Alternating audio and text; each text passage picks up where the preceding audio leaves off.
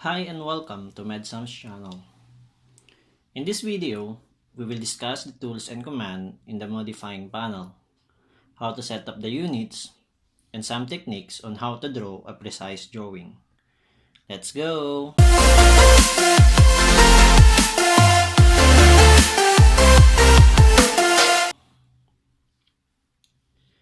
The most common modifying tools are located in the Modify panel, over here.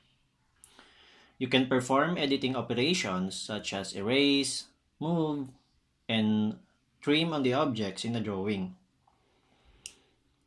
To erase an object, use the erase command, or you can enter E in the command window, or click the erase icon in the Modify panel. If you notice, our cursor changed into a square pick box. This means that a modifying command is active. Just click each object that you want to erase and then press Enter or spacebar. Sometimes, you need to select a large number of objects. Instead of selecting each object individually, you can use either window selection or crossing selection. For window selection, click an empty location and move your cursor to the right. And then click for the second time to release. In window selection, only the objects within the blue area are selected. For crossing selection, click an empty location and move your cursor to the left. You can release the selection by clicking the left button again. For the crossing selection, any objects within or touching the green area are selected. Let's make an example by copying this circle and these objects right here. Click the copy icon, or you can just type CO in the command window and press Enter. So now, we are in the copy command. Instead of clicking one by one the objects that we need to copy, we will just use the window selection or the crossing selection and then press Enter. Notice the command window is asking for a base point. It means that the command window is asking where do you want to hold your objects. Let's say I want to hold the objects at the center of the circle. Just click the center of the circle and move your cursor to the point where you want to place your copied objects. Right here. Now, to end the sequence, just press Enter. The move command is similar to copy command. Let's say we will move this object 100 units horizontally to the right. Click the move icon, or you can just type M in the command window and press Enter. So now, we are in the move command. We will select the objects that we need to move and press Enter.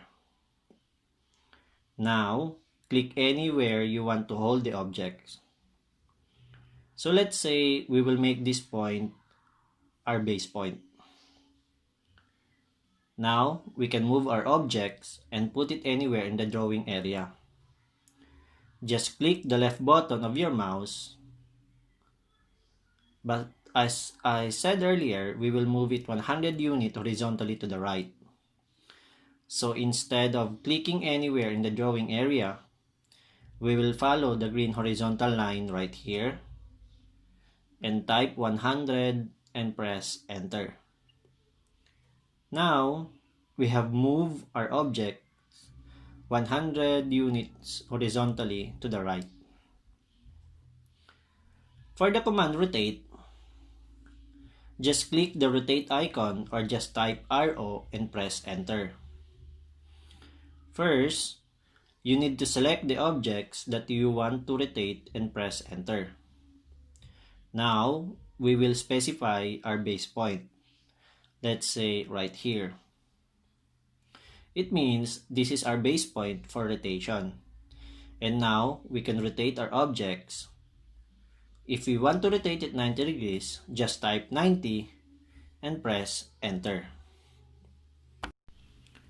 Now, I will show you the offset. Most models include a lot of parallel lines and curves. Creating them is easy and efficient with the offset command. Just click the offset icon right here or enter O in the command window. First, we will specify the offset distance. Let's say 50. We will select the objects that we want to offset and choose where do you want to indicate the offset, right here or here. If we want a multiple offset, first we will type O for offset, specify the offset distance, let's say 50, and click the object. Type M for multiple, or you can click the multiple options in the command window right here. So now, we can draw a parallel line with a distance of 50 from each other.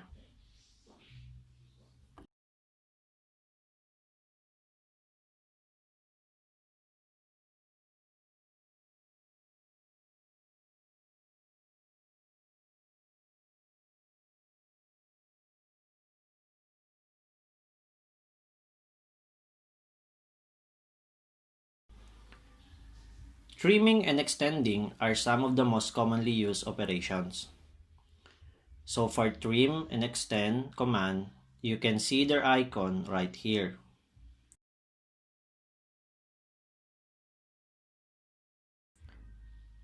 Let's say you want to extend this line to this side of this rectangle.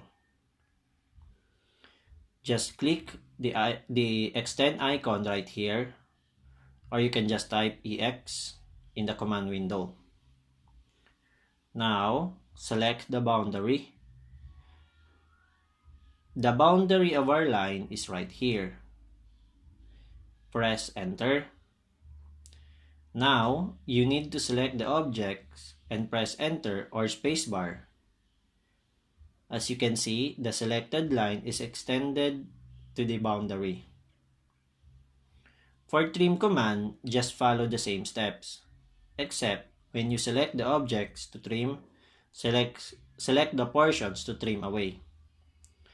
Example, we will trim the excess line over here. Just click the trim icon right here, or you can just type the command TR. Now remember, press the enter twice and select the excess line right here and press enter again. The excess line is now deleted or trimmed. The fillet command creates a rounded corner by creating an arc that is tangent to two selected objects. Let's say we will convert this corner to an arc. To do the fillet command, you can type the F in the command window, or you can just click the fillet icon over here. Please take note that you need to specify the radius before clicking any objects, or else nothing will change in the objects because the default radius is 0. So you can see in the command window, there are several options. So we will click the radius or just type R and enter the radius, for example 20. Now, we will select the two lines. As you can see, we converted this corner to an arc with a radius of 20. Now, if we want to keep the original corner, you can use trim. Let's say, I will add an arc on this corner.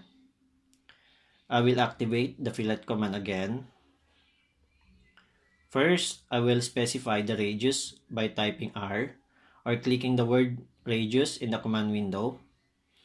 Let's say the radius is 35. Now, do not select the object yet. First, we will click the trim in the command window, or we can just type T. As you can see, we can choose between trim or no trim.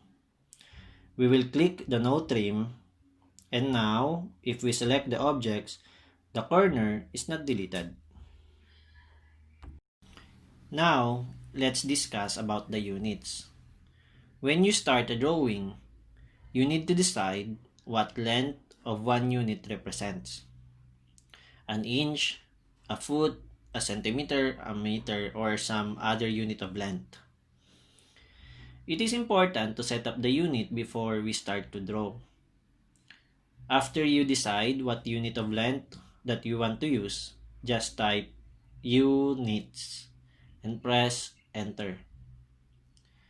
Now, you see this panel. This command lets you control several unit display settings. Here in length, you can choose what type would you prefer. Decimal, engineering, architecture. The most commonly used is decimal. Here is the precision. You can choose how many decimal point you want.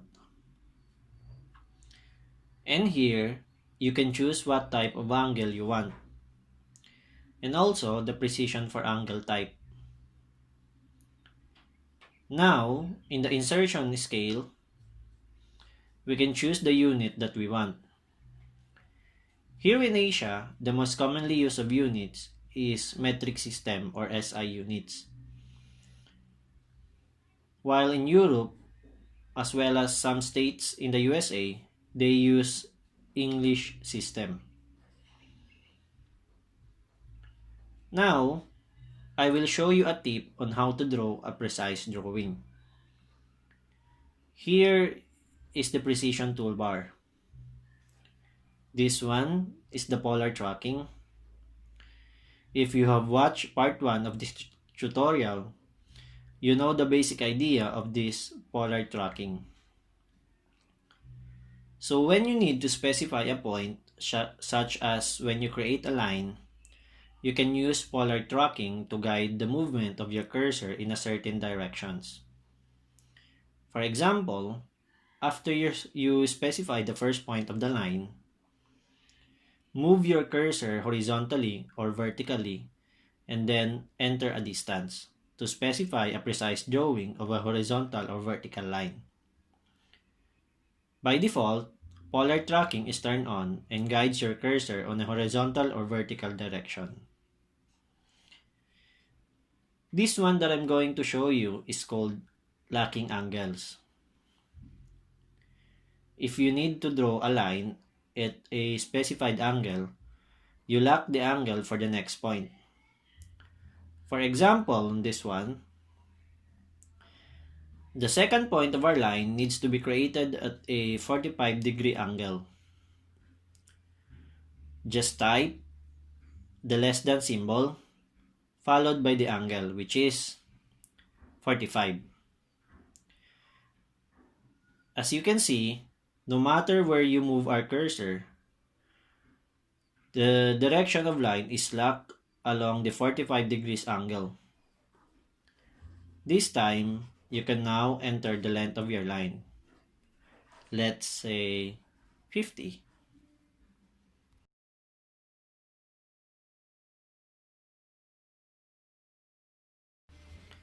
By far, the most important way for you to specify precise location on objects is to use object snaps. Object snaps become available during a command. Whenever AutoCAD prompts you to specify a point. For example, if you want to connect this corner to this corner, we will use the command line. First, we will click either of the corners. Now, move your cursor near to the other corners. The cursor will automatically snap to it. If you notice the small green box, it indicates that you can snap your line to that corner or point. To open the OSNAP settings or Object Snap settings, enter the OSNAP command. So there are several modes that you can use. The symbols on left of each mode is the symbols that you can see in the drawing area whenever the cursor will snap. For example, in an endpoint right here, if you try to connect this line to the end point of this line, the cursor will automatically snap to this endpoint. For midpoint, you can find directly the midpoint of the line. For center, you can click directly the center of a circle.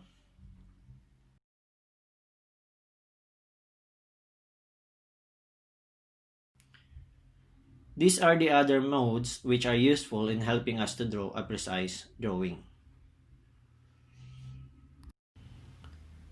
Now, you have learned the most commonly used modifying tools, how to set up units, and the use of object snaps. For our next video, we will discuss some various techniques that are useful to our drawings. Don't forget to subscribe and hit the notification bell for more updates. Bye now!